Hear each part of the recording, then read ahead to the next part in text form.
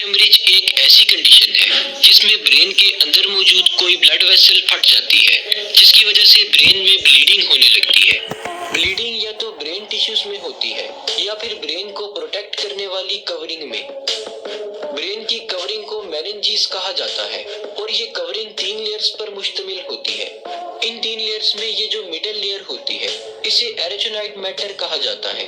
ये layer highly vascular होती है, यानी इस लेयर में बहुत ज्यादा मिकदार में ब्लड वेसल्स ट्रेवल कर रही होती है, जिसकी वजह से बाज़ औक़ात इस लेयर में मौजूद ब्लड वेसल्स फट जाती है, जिसकी वजह से ब्लड लीक होकर इस लेयर में इकट्ठा होना शुरू हो जाता है।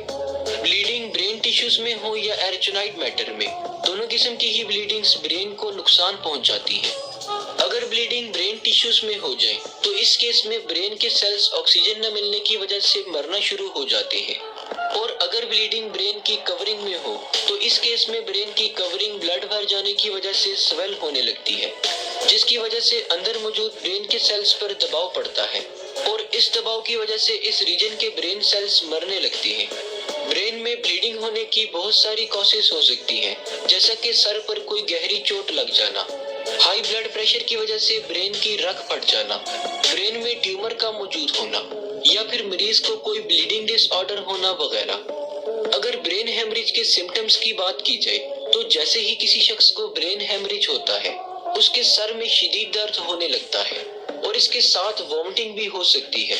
इसके अलावा मरीज देखने और बोलने में मुश्किल महसूस करने लगता है और साथ साथ जिस्म की कोऑर्डिनेशन भी खत्म होने लगती है।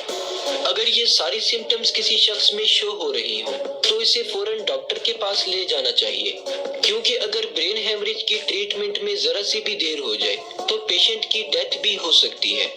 ब्रेन हेमरेज को ट्रीट करने के लिए सबसे पहले ये जानना जरूरी होता है कि ब्लीडिंग ब्रेन के कौन से हिस्से में हुई है और इससे ब्रेन का कितना हिस्सा डैमेज हुआ है। ये सब चेक करने के लिए डॉक्टर सीटी स्कैन या एमआरआई करते हैं और जब डॉक्टर्स देख लेते हैं कि ब्लीडिंग किस हिस्से में है और कितनी है तो इसके बाद ट्रीटमेंट शुरू कर दी जाती है। ज्यादातर केसेस में ब्लीडिंग को निकालने के लिए सर्जरी परफॉर्म की जाती है, जिसमें पेशेंट के स्कल में सुराख करके ब्लड क्लॉट को ड्रेन कर दिया जाता है।